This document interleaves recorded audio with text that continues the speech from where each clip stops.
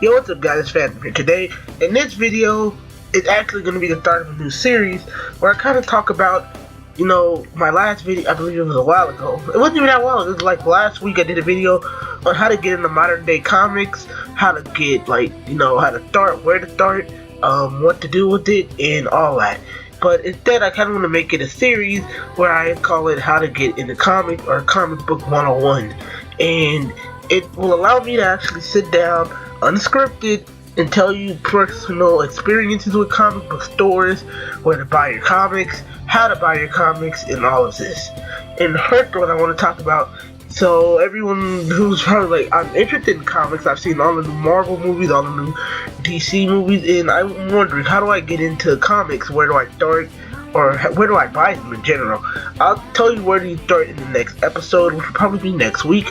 But this episode, I just want to talk about how to get into, where to buy them. Okay, so when it comes to that, comics, I'll admit, it's probably the most expensive investment, but also the most cheapest investment. And let me explain. So if we go for, with DC had DC Rebirth, because at first the comic books was $3.99. It is now $2.99 to buy any of their newest comics, which is pretty. Let me put it this way: any dollar you can get off of anything, and this is coming from Phantom in real life, it's coming from Brendan. Any dollar you can save in real life is a dollar. Like any dollar you can save is a dollar worth saving. It's just anything worth saving is enough, and a dollar makes a difference. It makes a huge difference in a comic book fan's wallet. Because you never know, you go to the dollar section at a comic book store. But a lot of people are like, well, I don't have comic book stores near me. And that's where I can help you out. Now, in the beginning, I didn't know where any comic book stores were for me when I first started, because I was really young.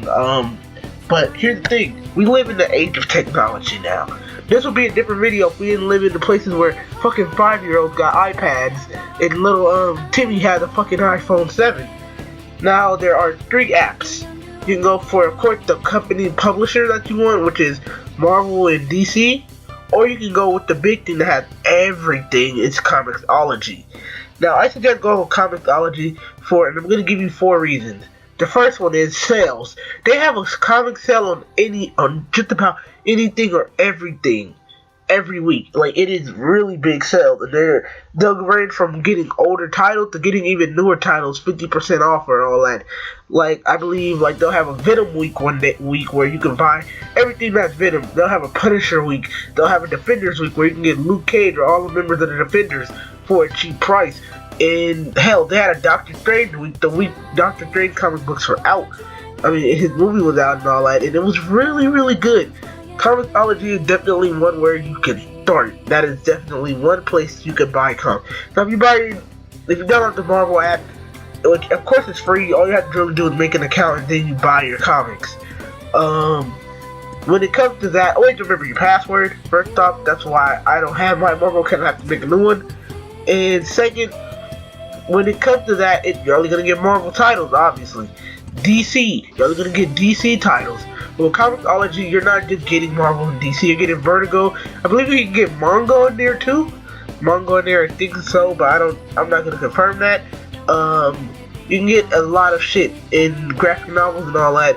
It's really good, and they really do have sales like every once in a while, which is something I highly recommend.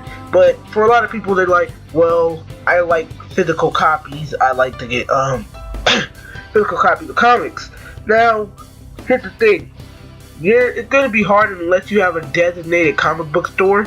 But for physical copies, how to get them online, I'm going to just go with the obvious ones like Amazon, eBay. eBay, be careful though, because they'll give you a bunch of shit you might not need. Like, they usually have these things where they're bundles. And bundles will have any random comics, and I'm sorry if you guys can hear that, that's my phone going off.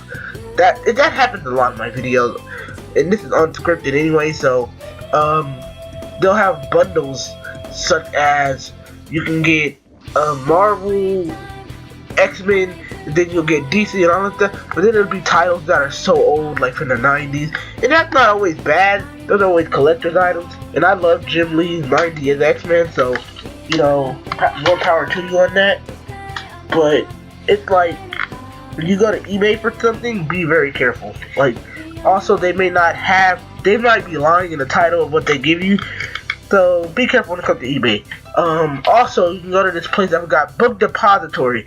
Now, this one, make sure you read everything, because this is in the UK, and when you order things, you can order a physical copy, but these aren't the paper thin comics. These aren't like the magazine like comics.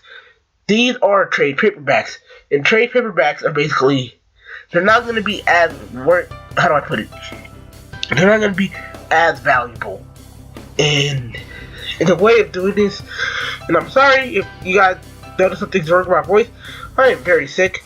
But trade paperbacks are not as valuable as getting like individual issue number 1. It's like having volume, and when you have that, they're a lot.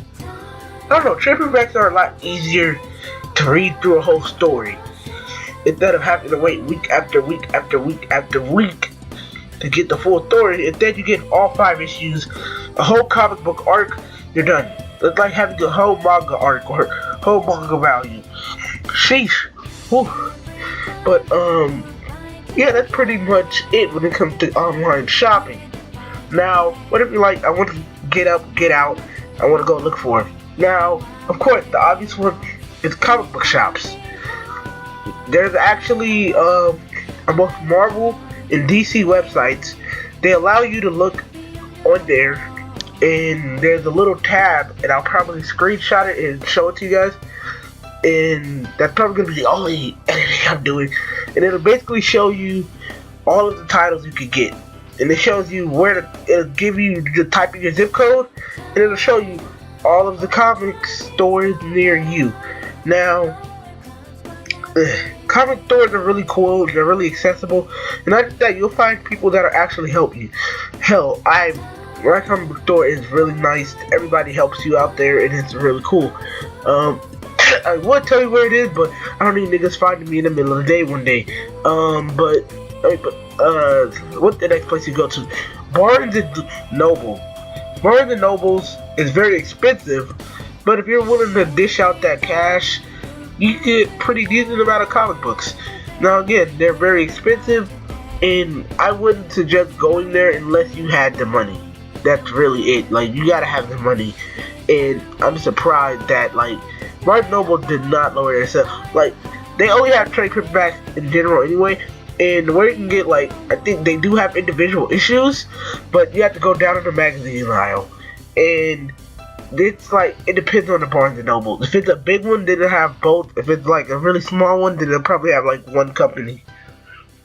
But that's where I go to get my mangas and my comics trade paperbacks, and I have the extra money.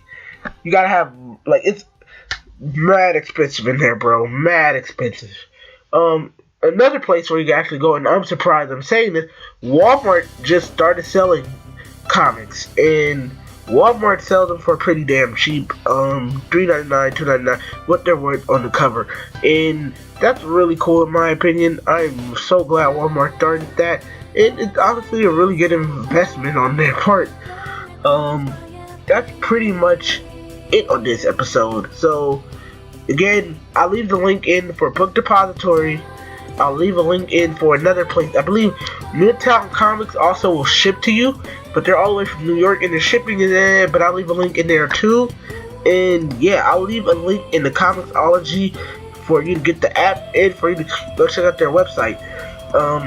Thank you guys for watching, and I'll see you in the next Comic Book 101, or whatever it's going to be titled. I don't even know. It'll pop in my head. It'll pop in my head. But until next time, I'll see you true believers next time. Peace out.